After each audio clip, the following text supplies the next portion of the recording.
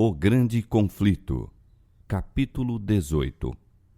Uma profecia muito significativa. Um lavrador íntegro e de sentimentos honestos, que havia sido levado a duvidar da autoridade divina das Escrituras e que, no entanto, desejava sinceramente conhecer a verdade, foi o homem especialmente escolhido por Deus para iniciar a proclamação da segunda vinda de Cristo. Como outros muitos reformadores, Guilherme Miller lutou no princípio de sua vida com a pobreza, aprendendo desta arte as grandes lições de energia e renúncia. Os membros da família de que proveio caracterizavam-se por um espírito independente e amante da liberdade, pela capacidade de resistência e ardente patriotismo, traços que também eram preeminentes em seu caráter. Seu pai fora capitão no exército da Revolução e, aos sacrifícios que fizera nas lutas e sofrimentos daquele tempestuoso período, podem-se atribuir às circunstâncias embaraçosas dos primeiros anos da vida de Miller. Possuía ele robusta constituição física e já na meninice dera provas de força intelectual superior à comum. Com o passar dos anos tornou-se isto ainda mais notório. Seu espírito era ativo e bem desenvolvido e ardente sua sede de saber. Conquanto não haurisse as vantagens de uma educação superior, seu amor ao estudo e o hábito de pensar cuidadosamente, bem como a aguda perspicácia, tornaram-no um homem de perfeito discernimento e largueza de vistas. Era dotado de irrepreensível caráter moral e nome invejável, sendo geralmente estimado por sua integridade, frugalidade e benevolência. À custa de energia e aplicação, adquiriu o necessário para viver, conservando, no entanto, seus hábitos de estudo. Ocupou com distinção vários cargos civis e militares, e as portas da riqueza e honra pareciam-lhe abertas de par em par. Sua mãe era mulher verdadeiramente piedosa, e na infância estivera ele sujeito às impressões religiosas. No entanto, ao atingir o limiar da idade adulta, foi levado a associar-se com deístas, cuja influência foi tanto mais acentuada pelo fato de serem, na maioria, bons cidadãos e homens de disposições humanitárias e benevolentes. Vivendo como viviam, no meio de instituições cristãs, seu caráter tinha sido até certo ponto moldado pelo ambiente. As boas qualidades que lhes conquistaram respeito e confiança deviam-nas à Bíblia, e, contudo, esses dons apreciáveis se haviam pervertido a ponto de exercer influência contra a palavra de Deus. Pela associação com esses homens, Miller foi levado a adotar seus sentimentos. As interpretações corretas das Escrituras apresentavam dificuldades que lhe pareciam insuperáveis. Todavia, sua nova crença, conquanto pusesse de lado a Escritura Sagrada, nada oferecia de melhor para substituí-la, e longe estava ele de sentir-se satisfeito. Continuou, entretanto, a manter estas opiniões durante mais ou menos 12 anos. Mas com a idade de 34 anos, o Espírito Santo impressionou-lhe o coração com a intuição de seu estado pecaminoso. Não encontrou em sua crença anterior certeza alguma de felicidade além-túmulo. O futuro era negro e tétrico. Referindo-se mais tarde aos seus sentimentos nesta época, disse ele: o aniquilamento era um pensamento gélido e desalentador, e o fato de ter o homem de responder por seus atos significava destruição certa para todos. O céu era como bronze por sobre a minha cabeça, e a terra como ferro sob os meus pés. A eternidade, que era? E a morte, por que existia? Quanto mais raciocinava, mais longe me achava da evidência. Quanto mais pensava, mais contraditórias eram as minhas conclusões. Tentei deixar de pensar, mas meus pensamentos não podiam ser dominados. Era verdadeiramente infeliz, mas não compreendia a causa. Murmurava e queixava-me sem saber de quem. Sabia que algo havia de errado, mas não sabia como ou onde encontrar o que era reto. Lamentava, mas sem esperança. Neste estado continuou durante alguns meses. Subitamente, diz ele, gravou-se-me ao vivo no espírito o caráter de um Salvador. Pareceu-me que bem poderia existir um ser tão bom e compassivo que por nossas transgressões fizesse expiação, livrando-nos desta arte de sofrer a pena do pecado. Compreendi desde logo quão amável esse ente deveria ser e imaginei poder lançar-me aos seus braços, confiante em sua misericórdia. Mas surgiu a questão: como se pode provar a existência desse ser? Afora a Bíblia, achei que não poderia obter prova da existência de semelhante Salvador, nem sequer de uma existência futura. Vi que a Escritura Sagrada apresentava precisamente um Salvador como o que necessitava, e fiquei perplexo por ver como um livro não inspirado desenvolvia princípios tão perfeitamente adaptados às necessidades de um mundo decaído. Fui constrangido a admitir que as Escrituras devem ser uma revelação de Deus. Tornaram-se elas o meu deleite, e em Jesus encontrei um amigo. O Salvador tornou-se para mim o primeiro entre 10.000, e as Escrituras, que antes eram obscuras e contraditórias, tornaram-se agora a lâmpada para os meus pés e luz para meu caminho. Meu espírito tranquilizou-se e ficou satisfeito. Achei que o Senhor Deus é uma rocha em meio do oceano da vida. A Bíblia tornou-se então o meu estudo principal e posso, em verdade dizer, pesquisava com grande deleite. Vi que a metade nunca se me havia dito. Admirava-me de que me não tivesse apercebido antes de sua beleza e glória, e maravilhava-me de que já a pudesse haver rejeitado. Tudo o que o coração poderia desejar, encontrei revelado como um remédio para toda enfermidade da alma. Perdi todo o gosto para outra leitura e apliquei o coração a obter a sabedoria de Deus. Miller professou publicamente sua fé na religião que antes desprezara. Seus companheiros incrédulos, entretanto, não tardaram em produzir todos os argumentos com que ele próprio insistira contra a autoridade divina das Escrituras. Não estava então preparado para responder a eles, mas raciocinava que, se a Bíblia é a revelação de Deus, deve ser coerente consigo mesma, e que, como foi dada para a instrução do homem, deve adaptar-se à sua compreensão. Decidiu-se a estudar as Escrituras por si mesmo e verificar se as aparentes contradições não se poderiam harmonizar. Esforçando-se por deixar de lado todas as opiniões preconcebidas, dispensando comentários, comparou passagem com passagem com o auxílio das referências à margem da concordância. Prosseguiu no estudo de modo sistemático e metódico, começando com Gênesis e lendo versículo por versículo. Não ia mais depressa do que se lhe desvendava o sentido das várias passagens, de modo a deixá-lo livre de toda dificuldade. Quando encontrava algum ponto obscuro, tinha por costume compará-lo com todos os outros textos que pareciam ter qualquer referência ao assunto em consideração. Permitia que cada palavra tivesse a relação própria com o assunto do texto e, quando harmonizava seu ponto de vista acerca dessa passagem com todas as referências da mesma, deixava de ser uma dificuldade. Assim, quando quer que encontrasse passagem difícil de entender, achava explicação em alguma outra parte da Escritura. Estudando com fervorosa oração para obter esclarecimento da parte de Deus, o que antes parecia obscuro à compreensão, agora se fizera claro. Experimentou a verdade das palavras do salmista. A exposição das tuas palavras dá luz, dá entendimento ao simples. Salmo 119, verso 130. Com intenso interesse, estudou os livros de Daniel e Apocalipse, empregando os mesmos princípios de interpretação que para as demais partes das Escrituras, e descobriu, para sua grande alegria, que os símbolos proféticos podiam ser compreendidos.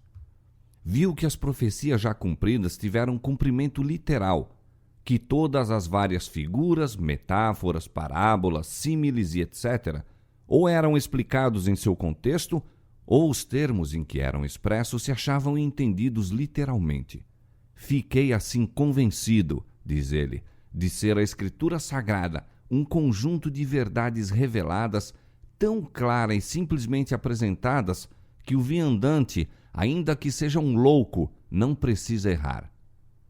Elo após elo da cadeia da verdade recompensava seus esforços, enquanto passo a passo divisava as grandes linhas proféticas. Anjos celestiais estavam a guiar-lhe o espírito e abrir as Escrituras à sua compreensão. Tomando a maneira por que as profecias se tinham cumprido no passado como critério pelo qual julgar do cumprimento das que ainda estavam no futuro, chegou à conclusão de que o conceito popular acerca do reino espiritual de Cristo, o milênio temporal antes do fim do mundo, não é apoiado pela palavra de Deus. Essa doutrina, falando em 1000 anos de justiça e paz antes da vinda pessoal do Senhor, afasta para longe os terrores do dia de Deus.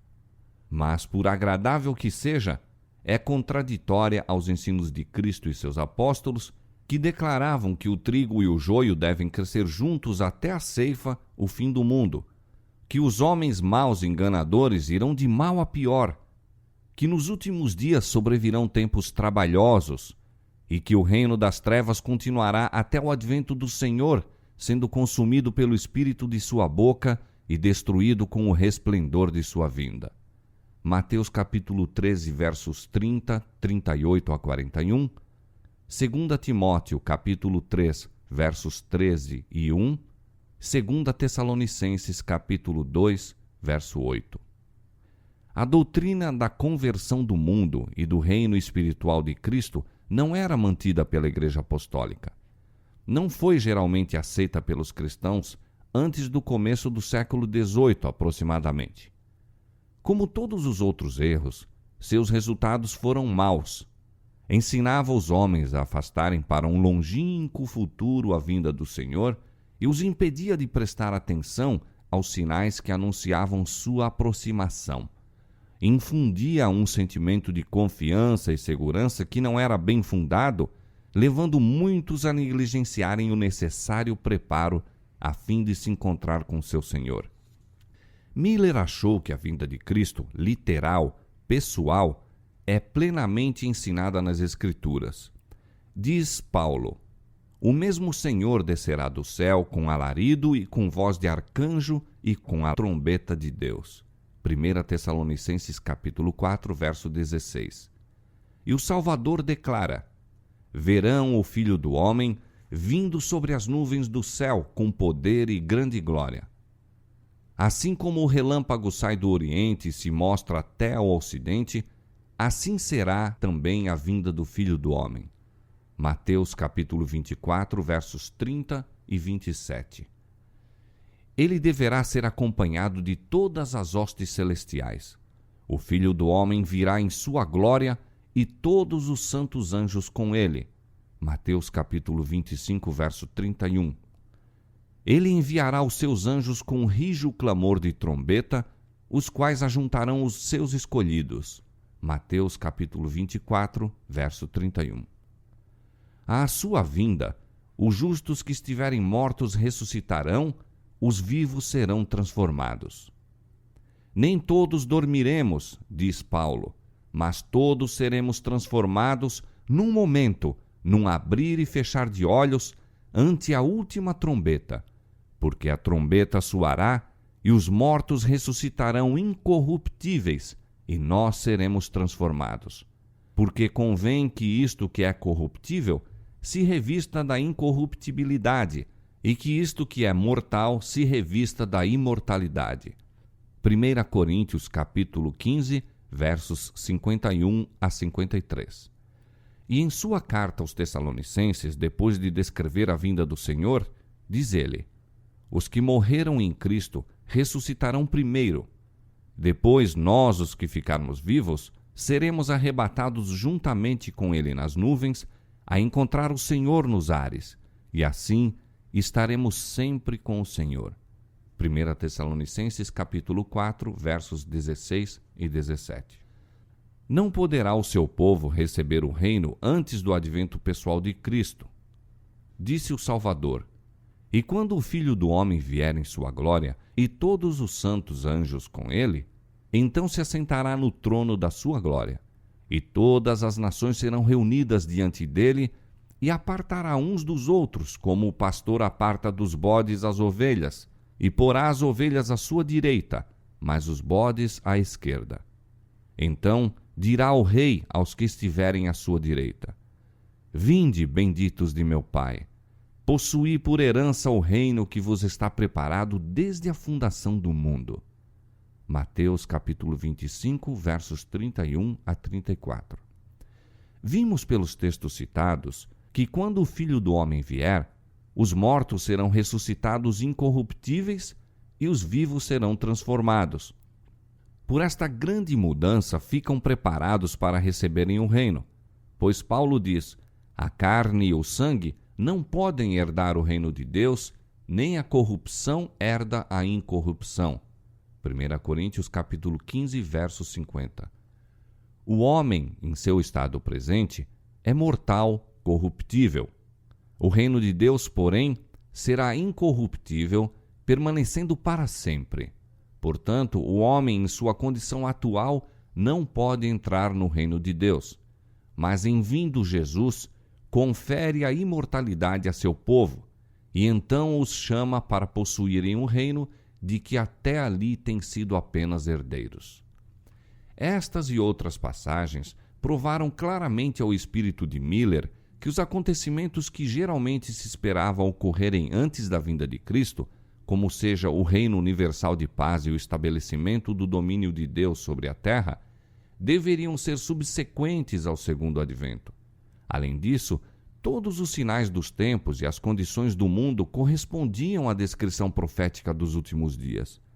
Foi levado somente pelo estudo das Escrituras à conclusão de que estava prestes a terminar o período de tempo concedido para a existência da Terra em sua condição presente.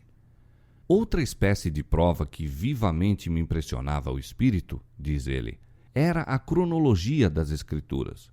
Notei que os acontecimentos preditos que se haviam cumprido no passado muitas vezes ocorreram dentro de um dado tempo. Os 120 anos do dilúvio, Gênesis capítulo 6, verso 3, os 7 dias que o deviam preceder, com 40 dias de chuva predita, Gênesis capítulo 7, verso 4, os 400 anos da permanência temporária da semente de Abraão, Gênesis capítulo 15, verso 13, os 3 dias do sonho do copeiro Mor e do padeiro Mor, Gênesis capítulo 40, versos 12 a 20, os 7 anos de Faraó, Gênesis capítulo 41, verso 28 a 54, os 40 anos no deserto, Números capítulo 14, verso 34, os 3 anos e meio de fome, primeiro livro de Reis capítulo 17, verso 1, Lucas capítulo 4, verso 25, o cativeiro de 70 anos, Jeremias capítulo 25, verso 11, os 7 tempos de Nabucodonosor, Daniel capítulo 4, versos 13 a 16, e as 7 semanas, 62 semanas, e a semana, perfazendo 70 semanas determinadas aos judeus, Daniel capítulo 9, versos 24 a 27, são tempos que limitaram acontecimentos que antes eram apenas assuntos de profecia, cumprindo-se de acordo com as predições. Quando, portanto, encontrou em seu estudo da Bíblia vários períodos cronológicos que, segundo a sua compreensão dos mesmos, se estendiam até a segunda vinda de Cristo, não pôde senão considerá-los como os tempos já dantes ordenados que Deus revelou a seus servos. As coisas encobertas, diz Moisés, são para o Senhor nosso Deus, porém as reveladas são para nós e para nossos filhos para sempre. Deuteronômio capítulo 29, verso 29. E o Senhor declara pelo profeta Amós que não fará coisa alguma sem ter revelado o seu segredo aos seus servos, os profetas. Amós capítulo 3, verso 7. Assim, os que estudam a palavra de Deus podem confiantemente esperar que encontrarão nas Escrituras da verdade claramente indicado o acontecimento mais estupendo a ocorrer na história da humanidade. Como eu estivesse plenamente convicto, diz Miller, de que toda escritura divinamente inspirada é proveitosa, de que ela não veio nunca pela vontade do homem, mas foi escrita ao serem homens santos inspirados pelo Espírito Santo, 2 Pedro capítulo 1, verso 21, e dada para nosso ensino, para que pela paciência e consolação das Escrituras tenhamos esperança, não poderia deixar de considerar as porções cronológicas da Bíblia senão como uma parte da Palavra de Deus e com tanto direito à nossa séria consideração como qualquer outra porção dela. Senti, pois, que esforçando-me por compreender o que Deus em sua misericórdia achou conveniente revelar-nos, eu não tinha direito de omitir os períodos proféticos. A profecia que mais claramente parecia revelar o tempo do segundo advento era Daniel capítulo 8, verso 14. Até 2.300 tardes e manhãs, e o santuário será purificado. Seguindo sua regra de fazer as Escrituras o seu próprio intérprete, Miller descobriu que um dia na profecia simbólica representa um ano. Números capítulo 14, verso 34, Ezequiel capítulo 4, verso 6. Viu que o período de 2.300 dias proféticos, ou anos literais, se estenderia muito além do final da dispensação judaica, donde o não poder ele referir-se ao santuário daquela dispensação. Miller aceitou a opinião geralmente acolhida de que na era cristã a terra é o santuário e, portanto, compreendeu que a purificação do santuário predita em Daniel 8,14 representa a purificação da terra pelo fogo à segunda vinda de Cristo. Se, pois, se pudesse encontrar o exato ponto de partida para os 2.300 dias, concluiu que se poderia facilmente determinar a ocasião do segundo advento. Assim, se revelaria o tempo daquela grande consumação, tempo em que as condições presentes, com todo o seu orgulho e poder, pompa e vaidade, impiedade e opressão viriam ao fim, que a maldição se removeria da terra, a morte seria destruída, dar-se-ia o galardão aos servos de Deus, os profetas e os santos, e aos que temem o seu nome, e seriam destruídos os que devastam a terra. Com um novo e mais profundo fervor, Miller continuou o exame das profecias, dedicando dias e noites inteiras ao estudo do que agora lhe parecia de tão estupenda importância e absorvente interesse. No capítulo 8 de Daniel, ele não pôde achar nenhum fio que guiasse ao ponto de partida dos 2.300 dias. O anjo Gabriel, conquanto tivesse recebido ordem de fazer com que Daniel compreendesse a visão, deu-lhe apenas uma explicação parcial. Quando a terrível perseguição a recair sobre a igreja foi desvendada à visão do profeta, abandonou a força física. Não pôde suportar mais e o anjo o deixou por algum tempo. Daniel enfraqueceu e esteve enfermo alguns dias. Espantei-me acerca da visão, diz ele, e não havia quem a entendesse. Deus ordenou, contudo, a seu mensageiro: dá a entender a este a visão. A incumbência devia ser satisfeita. Em obediência a ela, o anjo, algum tempo depois, voltou a Daniel dizendo: agora saí para fazer-te entender o sentido. Toma, pois, bem sentido na palavra e entende a visão. Daniel capítulo 9, versos 22 e 23. Havia na visão do capítulo 8 um ponto importante que tinha sido deixado sem explicação, a saber, o que se refere ao tempo, ou seja, ao período dos 2.300 dias. Portanto, o anjo, reencetando a explicação, ocupa-se principalmente do assunto do tempo. 70 semanas estão determinadas sobre o teu povo e sobre a tua santa cidade. Sabe e entende. Desde a saída da ordem para restaurar e para edificar Jerusalém até o Messias, o príncipe, 7 semanas e 62 semanas. As ruas e as tranqueiras se reedificarão, mas em tempos angustiosos. E depois das 62 semanas será tirado o Messias, e não será mais. E ele firmará um concerto com muitos por 1 semana, e na metade da semana fará cessar o sacrifício e a oferta de manjares. Daniel capítulo 9, versos 24 a 27. O anjo fora enviado a Daniel com o expresso fim de lhe explicar o ponto que tinha deixado de compreender na visão do capítulo 8, a saber, a declaração relativa ao tempo. Até 2.300 tardes e manhãs, e o santuário será purificado. Depois de mandar Daniel tomar bem sentido na palavra e entender a visão, as primeiras declarações do anjo foram: 70 semanas estão determinadas sobre o teu povo e sobre a tua santa cidade. A palavra aqui traduzida determinadas significa literalmente separadas. 70 semanas, representando 490 anos, declara o anjo estarem separadas, referindo-se especialmente aos judeus. Mas separadas de quê? Como os 2.300 dias foram o único período de tempo mencionado no capítulo 8, devem ser o período de que as 70 semanas se separaram.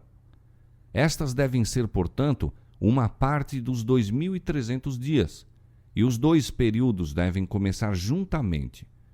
Declara o anjo datarem as 70 semanas da saída da ordem para restaurar e edificar Jerusalém. Se pudesse encontrar a data desta ordem, estaria estabelecido o ponto de partida do grande período dos 2.300 dias. No 7º capítulo de Esdras, acha-se o decreto. Esdras capítulo 7, versos 12 a 26. Em sua forma completa, foi promulgado por Artaxerxes, rei da Pérsia, em 457 a.C. Mas em Esdras 6, 14, se diz ter sido a casa do Senhor em Jerusalém edificada conforme o mandado, ou decreto, como se poderia traduzir, de Ciro e de Dario e de Artaxerxes, rei da Pérsia. Estes três reis, originando, confirmando e completando o decreto, deram-lhe a perfeição exigida pela profecia para assinalar o início dos 2.300 anos. Tomando-se o ano 457 a.C., tempo em que se completou o decreto, como data da ordem, viu-se ter-se cumprido toda a especificação da profecia relativa às 70 semanas. Desde a saída da ordem para restaurar e para edificar Jerusalém, até o Messias, o príncipe, 7 semanas e 62 semanas, a saber, 69 semanas ou 483 anos. O decreto de Artaxerxes entrou em vigor no outono de 457 a.C. A partir desta data, 483 anos estendem-se até o outono do ano 27 de nossa era. Naquele tempo, esta profecia se cumpriu. A palavra Messias significa o ungido. No outono do ano 27 de nossa era, Cristo foi batizado por João e recebeu a unção do Espírito. O apóstolo Pedro testifica que Deus ungiu a Jesus de Nazaré com o Espírito Santo e com virtude. Atos capítulo 10, verso 38. E o próprio Salvador declarou: O Espírito do Senhor é sobre mim, pois que me ungiu para evangelizar os pobres. Lucas capítulo 4, verso 18. Depois de seu batismo, ele foi para a Galiléia, pregando o evangelho do reino de Deus e dizendo: O tempo está cumprido.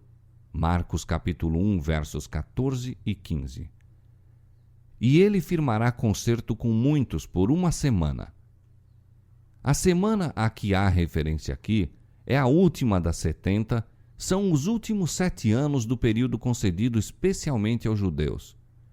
Durante este tempo, que se estende do ano 27 ao ano 34 de nossa era, Cristo, a princípio em pessoa e depois pelos seus discípulos, dirigiu o convite do Evangelho especialmente aos judeus.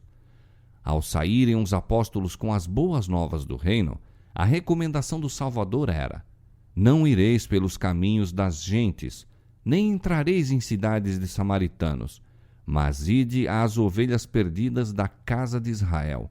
Mateus capítulo 10, versos 5 e 6.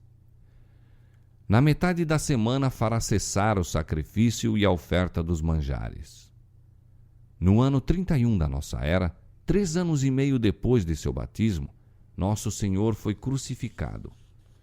Com o grande sacrifício oferecido sobre o Calvário, terminou aquele sistema cerimonial de ofertas que durante 4.000 anos haviam apontado para o Cordeiro de Deus. O tipo alcançou o antítipo e todos os sacrifícios e ofertas daquele sistema cerimonial deveriam cessar. As 7 semanas, ou 490 anos, especialmente conferidas aos judeus, terminaram, como vimos, no ano 34. Naquele tempo, pelo ato do Sinédrio Judaico, a nação selou sua recusa do Evangelho pelo martírio de Estevão e perseguição aos seguidores de Cristo. Assim, a mensagem da salvação, não mais restrita ao povo escolhido, foi dada ao mundo. Os discípulos, forçados pela perseguição a fugir de Jerusalém, iam por toda parte anunciando a palavra. Filipe desceu à cidade de Samaria e pregou a Cristo. Pedro, divinamente guiado, revelou o evangelho ao centurião de Cesareia, Cornélio, que era temente a Deus, e o ardoroso Paulo, ganho à fé cristã, foi incumbido de levar as alegres novas aos gentios de longe. Atos capítulo 8, versos 4 e 5, capítulo 22, verso 21. Até aqui, cumpriram-se de maneira surpreendente todas as especificações das profecias e fixa-se o início das 70 semanas, inquestionavelmente, no ano 457 a.C. e seu termo no ano 34 de nossa era. Por estes dados, não há dificuldade em achar-se o final dos 2.300 dias. Tendo sido as 70 semanas, 490 dias, separadas dos 2.300 dias, ficaram restando 1.810 dias. Depois do fim dos 490 dias, os 1.810 dias deveriam ainda cumprir-se. Contando do ano 34 de nossa era, 1.810 anos se estendem a 1.844. Consequentemente, os 2.300 dias de Daniel capítulo 8, verso 14, terminam em 1844. Ao expirar este grande dia profético, o santuário será purificado segundo o testemunho do anjo de Deus. Deste modo, foi definitivamente indicado o tempo da purificação do santuário, que quase universalmente se acreditava ocorresse por ocasião do segundo advento. Miller e seus companheiros, a princípio, creram que os 2.300 dias terminariam na primavera de 1844, ao passo que a profecia indicava o outono daquele ano. A compreensão errônea deste ponto trouxe desapontamento e perplexidade aos que haviam fixado a primeira daquelas datas para o tempo da vinda do Senhor. Isto, porém, não afetou nem de leve a força do argumento que mostrava terem os 2.300 dias terminado no ano 1844 e que o grande acontecimento representado pela purificação do santuário deveria ocorrer então. Devotando-se ao estudo das Escrituras, como fizera, a fim de provar serem elas uma revelação de Deus, Miller não tinha, a princípio, a menor expectativa de atingir a conclusão a que chegara. A custo podia ele mesmo dar crédito aos resultados de sua investigação, mas a prova das Escrituras era por demais clara e forte para que fosse posta de parte. 2 anos dedicara ele ao estudo da Bíblia quando, em 1818, chegou à solene conclusão de que dentro de 25 anos aproximadamente, Cristo apareceria para a redenção de seu povo. Não necessito falar, diz Miller, do júbilo que me encheu o coração em vista da deleitável perspectiva, nem do anelo ardente de minha alma para participar das alegrias dos remidos. A Bíblia era então para mim um livro novo. Considerava-a verdadeiramente um festim para a razão. Tudo o que em seus ensinos fora ininteligível, místico ou obscuro para mim, dissipara-se-me no espírito ante a clara luz que ora raiava de suas páginas sagradas. E, quão brilhante e gloriosa se me apresentava a verdade! Todas as contradições e incoerências que eu antes encontrava na palavra desapareceram. E posto que houvesse muitas partes de que eu não possuía uma compreensão que me satisfizesse, tanta luz, contudo, dela emanara para a iluminação de meu espírito antes obscurecido, que senti, em estudar as Escrituras, um prazer que antes não supunha pudesse ser delas derivado. Solenemente convencido de que as Santas Escrituras anunciavam o cumprimento de tão importantes acontecimentos em tão curto espaço de tempo, surgiu com força em minha alma a questão de saber qual meu dever para com o mundo em face da evidência que comovera a meu próprio espírito. Não pôde deixar de sentir que era seu dever comunicar a outros a luz que tinha recebido. Esperava encontrar oposição por parte dos ímpios, mas confiava em que todos os cristãos se regozijariam na esperança de ver o Salvador a quem professavam amar. Seu único temor era que, em sua grande alegria ante a perspectiva do glorioso livramento, a consumar-se tão breve, muitos recebessem a doutrina sem examinar suficientemente as Escrituras em demonstração de sua verdade. Portanto, hesitou em apresentá-la, receando que estivesse em erro e fosse assim o meio de transviar a outros. Foi levado, desta maneira, a rever as provas em apoio das conclusões a que chegara e a considerar cuidadosamente toda a dificuldade que se lhe apresentava ao espírito. Viu que as objeções se desvaneciam ante a luz da palavra de Deus como a névoa diante dos raios do sol. 5 anos despendidos desta maneira deixaram-no completamente convicto da correção de suas opiniões. E agora o dever de tornar conhecido a outros o que cria ser ensinado tão claramente nas Escrituras impunha-se-lhe com nova força. Quando me achava em minha ocupação, disse ele, soava continuamente em meu ouvido: vai falar ao mundo sobre o perigo que o ameaça. Ocorria-me constantemente esta passagem: se eu disser ao ímpio, ó ímpio, certamente morrerás, e tu não falares para desviar o ímpio de seu caminho, morrerá esse ímpio na sua iniquidade, mas o seu sangue eu o demandarei da tua mão.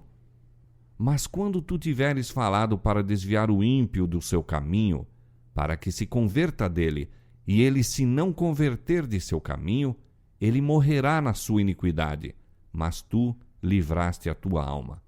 Ezequiel capítulo 33, versos 8 e 9. Compreendi que se os ímpios pudessem ser devidamente advertidos, multidões deles se arrependeriam e que se eles não fossem avisados, seu sangue poderia ser exigido de minha mão.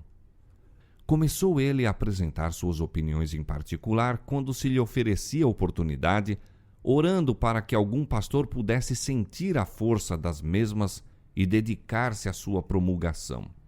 Mas não pôde banir a convicção de que tinha um dever pessoal a cumprir em fazer a advertência.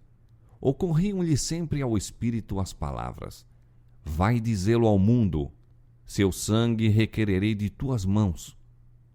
Durante 9 anos esperou, pesando-lhe sempre este fardo sobre a alma, até que em 1831, pela primeira vez, expôs publicamente as razões de sua fé. Assim como Eliseu foi chamado quando a rabiça do arado acompanhava os bois no campo de trabalho, a fim de receber o manto da consagração ao ofício de profeta, também Guilherme Miller foi chamado para deixar o arado e desvendar ao povo os mistérios do reino de Deus. Cheio de temores, deu início ao trabalho, levando seus ouvintes passo a passo, através dos períodos proféticos, até o segundo aparecimento de Cristo. Em cada preleção, ganhava ele energia e coragem, vendo o grande interesse despertado por suas palavras. Foi somente às solicitações de seus irmãos, em cujas palavras ele ouvia o chamado de Deus, que Miller consentiu em apresentar suas opiniões em público. Contava então 50 anos de idade, não estava habituado a falar em público e sentia-se oprimido ao reconhecer sua incapacidade para a obra. Desde o princípio, porém, seus trabalhos para a salvação das almas foram abençoados de modo notável. Sua primeira conferência foi seguida de um despertamento religioso, no qual se converteram 13 famílias inteiras, com exceção de 2 pessoas. Foi imediatamente convidado a falar em outros lugares e quase em toda parte seu trabalho resultava em avivamento da obra de Deus. Convertiam-se pecadores, cristãos eram despertados à maior consagração e deístas e incrédulos reconheciam a verdade da Bíblia e da religião cristã. O testemunho daqueles entre os quais trabalhava atingia a uma classe de espíritos fora da influência de outros homens. Sua pregação era de modo a despertar o espírito público aos grandes temas da religião e sustar o crescente mundanismo e sensualidade da época. Em quase todas as cidades havia dezenas de conversos, e em algumas centenas como resultado de sua pregação. Em muitos lugares, as igrejas protestantes de quase todas as denominações abriram-se-lhe amplamente, e os convites para nelas trabalhar vinham geralmente dos pastores das várias congregações. Adotava como regra invariável não trabalhar em qualquer lugar a que não fosse convidado. E, no entanto, logo se viu impossibilitado de atender à metade dos pedidos que choviam sobre ele. Muitos que não aceitaram suas opiniões quanto ao tempo exato do segundo advento ficaram convencidos da certeza e proximidade da vinda de Cristo e de sua necessidade de preparo. Em algumas das grandes cidades, seu trabalho produziu impressão extraordinária. Vendedores de bebidas abandonavam este comércio e transformavam suas lojas em salas de cultos. Antros de jogo eram fechados. Corrigiam-se incrédulos, deístas, universalistas e mesmo os libertinos mais perdidos, alguns dos quais não haviam durante anos entrado em uma casa de culto. Várias denominações efetuavam reuniões de oração em diferentes bairros, quase a todas as horas do dia, reunindo-se os homens de negócios ao meio-dia para a oração de louvor. Não havia nenhuma excitação extravagante, mas sim uma sensação de solenidade quase geral no espírito do povo. Sua obra, como a dos primeiros reformadores, tendia antes para convencer o entendimento e despertar a consciência do que a meramente excitar as emoções. Em 1833, Miller recebeu da Igreja Batista de que era membro uma licença para pregar.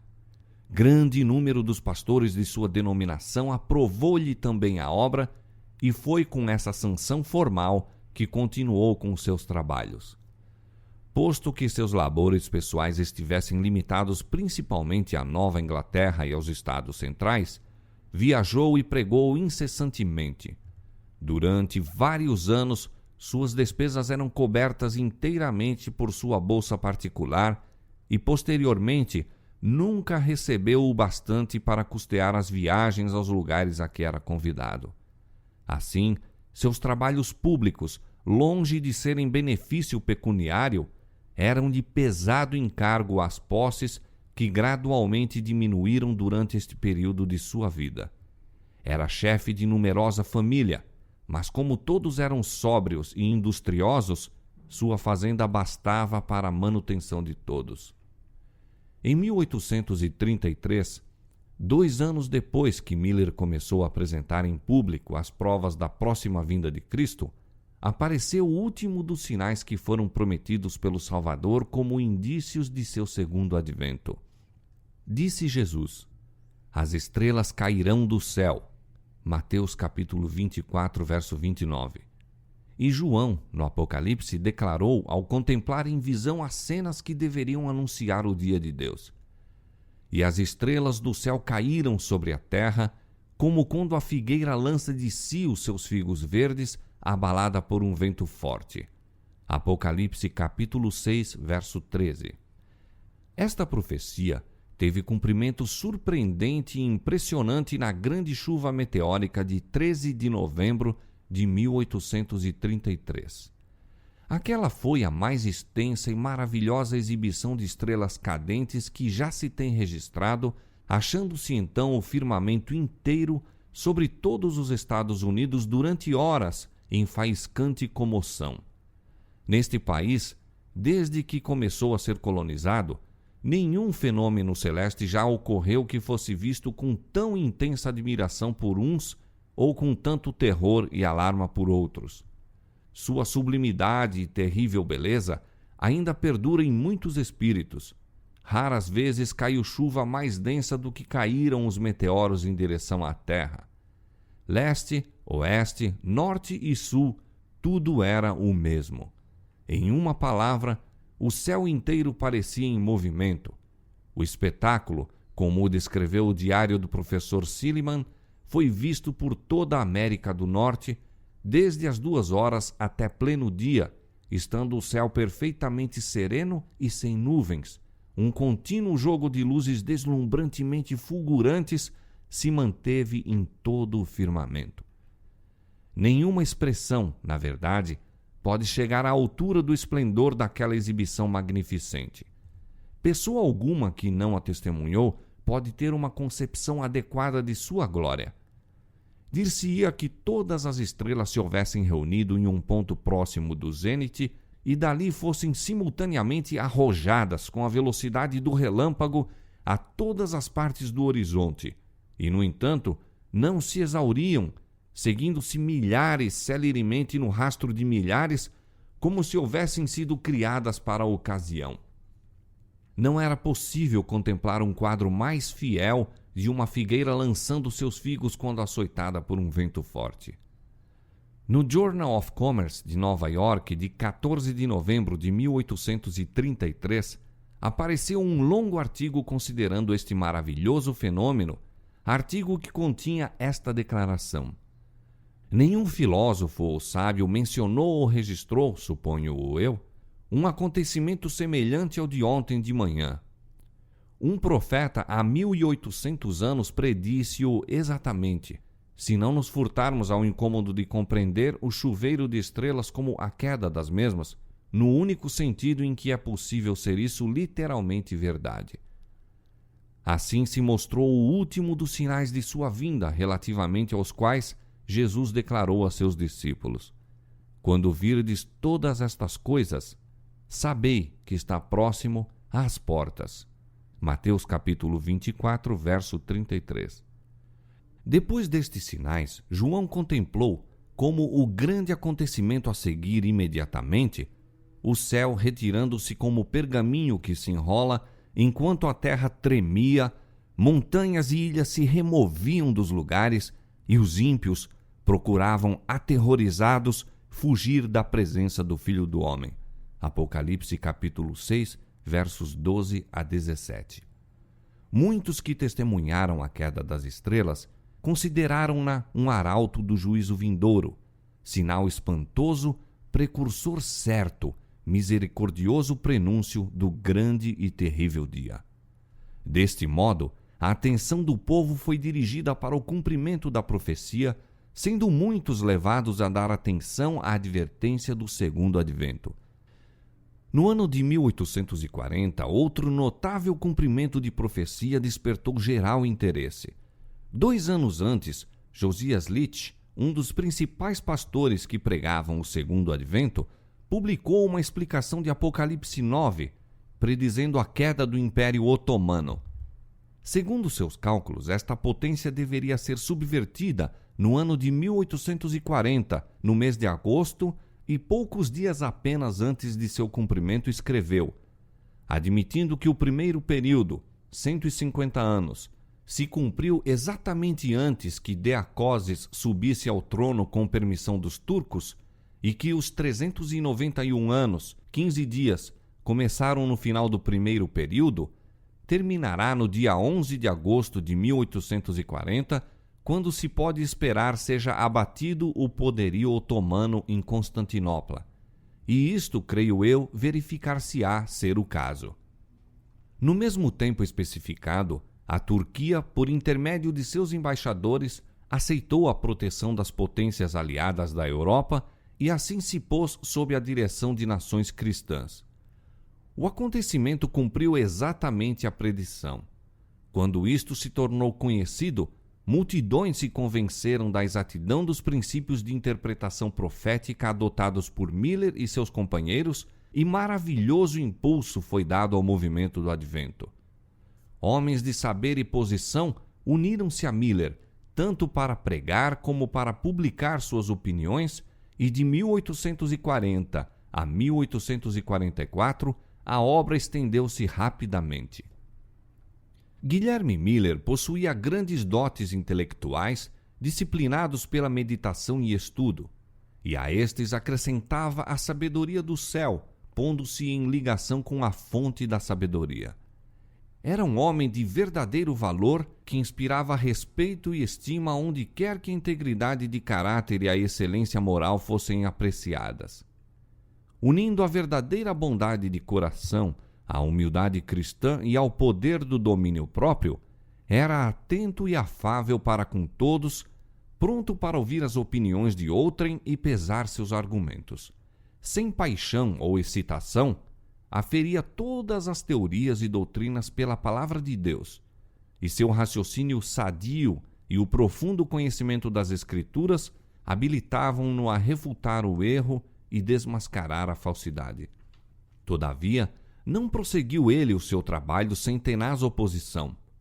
Como acontecera com os primeiros reformadores, as verdades que apresentava não eram recebidas favoravelmente pelos ensinadores populares da religião. Não podendo manter sua atitude pelas Escrituras, viam-se obrigados a recorrer aos ditos e doutrinas de homens, às tradições dos pais da Igreja. A palavra de Deus, porém, era o único testemunho aceito pelos pregadores da verdade do Advento. A Bíblia e a Bíblia só era a sua senha. A falta de argumentos das Santas Escrituras, por parte dos oponentes, supriam-na eles pelo ridículo e o escárnio. Empregavam tempo, meios e talentos para difamar aqueles cuja única falta era esperar com alegria a volta de seu Senhor e esforçar-se por viver vida santa e exortar aos demais a prepararem-se para o seu aparecimento. Diligentes esforços se faziam para que o espírito do povo fosse desviado do assunto referente ao segundo advento. Procurava-se dar a impressão de que estudar as profecias que se referem à vinda de Cristo e ao fim do mundo fosse pecado, algo de que os homens deveriam envergonhar-se. Assim, o ministério popular minava a fé na palavra de Deus. Seu ensino tornava os homens incrédulos e muitos tomaram a liberdade de andar conforme seus próprios desejos ímpios. Então os autores desse mal atribuíram-no todo aos adventistas. Se bem que Miller conseguisse ter casas repletas de ouvintes inteligentes e atentos, seu nome era raras vezes mencionado pela imprensa religiosa, exceto para fins de acusação e ridículo. Os descuidados e ímpios, tornando-se audazes pela atitude dos ensinadores religiosos, recorriam aos epítetos infamantes, graçolas vis e blasfemas, em seu esforço de amontoar o ultraje sobre ele e sua obra. O homem de cabelos grisalhos, que deixara o lar confortável para viajar a expensas próprias, de cidade em cidade, de vila em vila, lutando incessantemente a fim de levar ao mundo a solene advertência do juízo próximo, era vilmente acusado de fanático, mentiroso e patife explorador. O ridículo, a falsidade, o insulto acumulado sobre ele provocaram indignados protestos mesmo por parte da imprensa secular. Tratar um assunto de tão imponente majestade e terríveis consequências com leviandade e linguagem baixa, declaravam mesmo homens mundanos, ser não meramente brincar com os sentimentos de seus propagadores e advogados, mas fazer zombaria do dia de juízo, escarnecer da própria divindade e desdenhar os terrores de seu tribunal. O instigador de todo o mal procurava não somente contrariar o efeito da mensagem do Advento, mas destruir o próprio mensageiro. Miller fazia aplicação prática da verdade das Escrituras ao coração de seus ouvintes, reprovando-lhes os pecados e perturbando-lhes a satisfação própria. E suas palavras claras e incisivas despertaram inimizade. A oposição manifestada pelos membros da igreja à sua mensagem animava as classes inferiores a irem mais longe, e conspiraram alguns dos inimigos para tirar-lhe a vida quando saísse do local da reunião. Santos anjos, porém, estavam na multidão, e um deles, certa vez, sob a forma de homem, tomou o braço desse servo do Senhor e pô-lo a salvo da turba enfurecida. Sua obra ainda não estava terminada, e Satanás e seus emissários viram seus planos frustrados. A despeito de toda a oposição, o interesse no movimento adventista continuou a aumentar. As congregações cresceram das dezenas e centenas para milhares. Grande aumento houve nas várias igrejas, mas depois de algum tempo se manifestou o espírito de oposição a esses conversos e as igrejas começaram a tomar providências disciplinares contra os que tinham abraçado as opiniões de Miller. Este ato provocou uma resposta de sua pena em escrito dirigido aos cristãos de todas as denominações, insistindo em que, se suas doutrinas eram falsas, se lhe mostrasse o erro pelas Escrituras. Que temos nós crido, disse ele, que não nos tenha sido ordenado pela palavra de Deus, a qual vós mesmos o admitis, é a regra e a única regra de nossa fé e prática?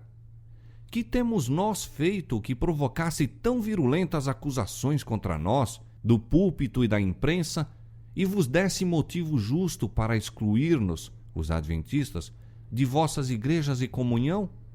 Se estamos errados, peço mostrar-nos em que consiste nosso erro. Mostrai-nos pela palavra de Deus que estamos enganados. Temos sido bastante ridicularizados. Isso nunca nos poderá convencer de que estamos em erro. A palavra de Deus unicamente pode mudar nossas opiniões. Chegamos às nossas conclusões depois de refletir maduramente e muito orar e ao vermos sua evidência nas Escrituras. Século após século, as advertências que Deus enviou ao mundo por seus servos foram recebidas com igual incredulidade e descrença. Quando a iniquidade dos antediluvianos o moveu a trazer o dilúvio sobre a terra, primeiramente ele lhes fez saber o seu propósito para que pudessem ter oportunidade de abandonar seus maus caminhos. Durante 120 anos, lhes soou aos ouvidos o aviso que, se arrependessem, não acontecesse manifestar-se a ira de Deus a fim de destruí-los. A mensagem parecia-lhes, porém, uma história ociosa, e nela não creram. Fazendo-se audaciosos em sua impiedade, caçoavam do mensageiro de Deus, recebiam frivolamente seus apelos e até o acusavam de presunção. Como ousa um homem levantar-se contra todos os grandes da terra? Se a mensagem de Noé era verdadeira, por que todo mundo não ouviu e creu? A palavra de um homem contra a sabedoria de milhares. Não queriam dar crédito ao aviso, nem buscar refúgio na arca. Escarnecedores apontavam para as coisas da natureza, a sucessão invariável das estações, o céu azul que nunca havia derramado chuva, os campos verdejantes refrescados pelo brando orvalho da noite, e exclamavam: fala ele parábolas? Desdenhosamente declaravam ser o pregador da justiça um rematado fanático, e continuavam mais avidamente na busca dos prazeres, mais decididos em seus maus caminhos do que nunca dantes. Mas a incredulidade que alimentavam não impediu o acontecimento predito. Deus suportou por muito tempo sua iniquidade, dando-lhes ampla ocasião para o arrependimento. Ao tempo designado, porém, os juízos do Senhor caíram sobre os que haviam rejeitado sua misericórdia. Cristo declara que existirá idêntica incredulidade no tocante à sua segunda vinda. Como os contemporâneos de Noé não o conheceram, até que veio o dilúvio os levou a todos, assim será também, nas palavras de nosso Salvador, a vinda do Filho do Homem. Mateus capítulo 24, verso 39. Quando o professo povo de Deus se estiver unindo com o mundo, vivendo como vivem os do mundo, e com eles gozando de prazeres proibidos, quando o luxo do mundo se tornar o luxo da igreja, quando os sinos para casamentos estiverem a tocar e todos olharem para o futuro esperando muitos anos de prosperidade temporal, subitamente então, como dos céus fulgura o relâmpago, virá o fim de suas resplendentes visões e esperanças ilusórias. Assim como Deus enviou seu servo para advertir o mundo do dilúvio a vir, enviou também mensageiros escolhidos para tornar conhecida a proximidade do juízo final. E como os contemporâneos de Noé se riam com escárnio das predições do pregador da justiça, assim, no tempo de Miller, muitos, mesmo dentre o povo professo de Deus, mofavam das palavras de advertência. E por que foram a doutrina e pregação da segunda vinda de Cristo tão mal recebidas pelas igrejas? Ao passo que para os ímpios o advento do Senhor traz miséria e desolação, para os justos está repleto de alegria e esperança. Esta grande verdade tem sido o consolo dos fiéis de Deus através de todos os séculos. Por que se tornou ela, como seu autor, uma pedra de tropeço e rocha de escândalo a seu povo professo? Foi nosso Senhor mesmo que prometeu a seus discípulos: se eu for e vos preparar lugar, virei outra vez e vos levarei para mim mesmo. João capítulo 14, verso 3. Foi o compassivo Salvador que, antecipando-se aos sentimentos de solidão e tristeza de seus seguidores, incumbiu anjos de confortá-los com a certeza de que ele viria outra vez, em pessoa, assim como fora para o céu. Estando os discípulos a olhar atentamente para cima, a fim de apanhar o último vislumbre daquele a quem amavam, sua atenção foi despertada pelas palavras: varões galileus, por que estáis olhando para o céu? Esse Jesus que dentre vós foi recebido em cima no céu, há de vir assim como para o céu o vistes ir. Atos capítulo 1, verso 11. Pela mensagem do anjo acendeu-se de novo a esperança. Os discípulos tornaram com grande júbilo para Jerusalém e estavam sempre no templo, louvando e bendizendo a Deus. Lucas capítulo 24, versos 52 e 53. Não se regozijavam porque Jesus deles se houvesse separado e tivessem sido deixados a lutar com as provações e tentações do mundo, mas por causa da certeza dada pelo anjo de que ele viria outra vez. A proclamação da vinda de Cristo deveria ser agora como quando fora feita pelos anjos aos pastores de Belém, boas novas de grande alegria. Os que realmente amam ao Salvador saudarão com alegria o anúncio baseado na palavra de Deus de que aquele em quem se centralizam as esperanças de vida eterna vem outra vez, não para ser insultado, desprezado e rejeitado, como se deu no primeiro advento, mas com poder e glória para remir seu povo. Os que não amam o Salvador é que não desejam sua vinda. E não poderá haver prova mais concludente de que as igrejas se afastaram de Deus do que a irritação e a animosidade despertada por esta mensagem enviada pelo céu. Os que aceitaram a doutrina do advento aperceberam-se da necessidade de arrependimento e humilhação perante Deus. Muitos haviam por longo tempo vacilado entre Cristo e o mundo. Agora compreendiam que era tempo de assumir atitude decisiva. As coisas da eternidade assumiam para eles uma desusada realidade. O céu se lhes aproximava e sentiam-se culpados perante Deus. Os cristãos despertaram para a nova vida espiritual. Compenetraram-se de que o tempo era breve, de que o que tinham a fazer pelos seus semelhantes deveria fazer-se rapidamente. A terra retrocedia, a eternidade parecia abrir-se perante eles, e a alma, com tudo o que diz respeito à sua felicidade ou miséria eterna, sentia eclipsar-se todo o objetivo mundano. O Espírito de Deus repousava sobre eles, conferindo poder aos fervorosos apelos que faziam a seus irmãos e aos pecadores, a fim de se prepararem para o dia de Deus. O testemunho silencioso de sua vida diária era constante reprovação aos membros das igrejas, seguidores de formalidades e destituídos de consagração.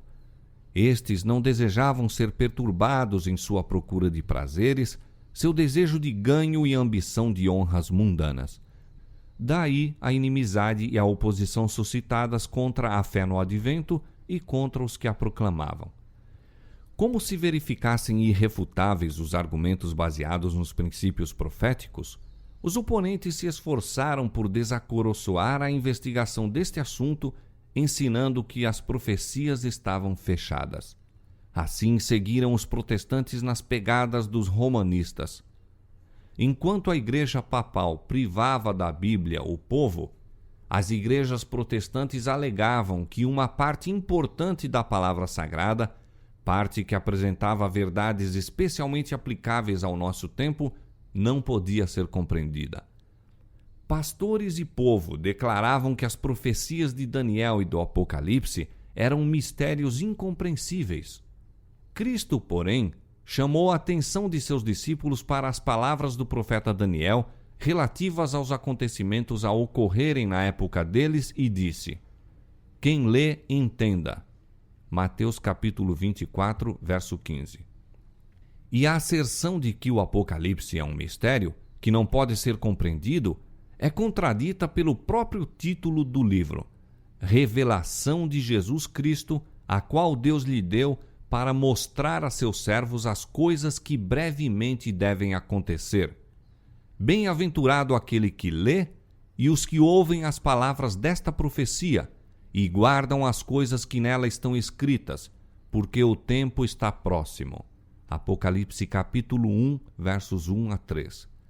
Diz o profeta: "Bem-aventurado aquele que lê." Aos que não querem ler, a bênção não é para estes. E os que ouvem, há alguns também que se recusam a ouvir qualquer coisa relativa às profecias. A bênção não é para esta classe. E guardam as coisas que nela estão escritas. Muitos se recusam a atender às advertências e instruções contidas no Apocalipse. Nenhum desses pode pretender a bênção prometida. Todos os que ridicularizam os assuntos da profecia, zombando dos símbolos ali solenemente dados, todos os que se recusam a reformar a vida e preparar-se para a vinda do Filho do Homem, não serão abençoados. Em vista do testemunho da inspiração, como ousam os homens ensinar que o Apocalipse é um mistério fora do alcance da inteligência humana? É um mistério revelado, um livro aberto. O estudo do Apocalipse encaminha o espírito às profecias de Daniel e ambos apresentam importantíssimas instruções dadas por Deus ao homem relativas a fatos e acontecimentos no final da história deste mundo. Foram reveladas a João cenas de profundo e palpitante interesse na experiência da igreja. Viu ele a oposição, os perigos, os conflitos e o livramento final do povo de Deus. Ele registra as mensagens finais que devem amadurecer a seara da terra, sejam os molhos para o celeiro celeste ou os feixes para os fogos da destruição. Assuntos de vasta importância lhe foram desvendados, especialmente para a última igreja, a fim de que os que volvessem do erro para a verdade pudessem ser instruídos em relação aos perigos e conflitos que diante deles estariam. Ninguém necessita estar em trevas no que respeita àquilo que está para vir sobre a terra. Por que, pois, esta dilatada ignorância com respeito a uma parte importante das Escrituras Sagradas? Por que esta relutância geral em investigar-lhes os ensinos? É o resultado de um esforço estudado do príncipe das trevas para esconder dos homens o que revela os seus enganos.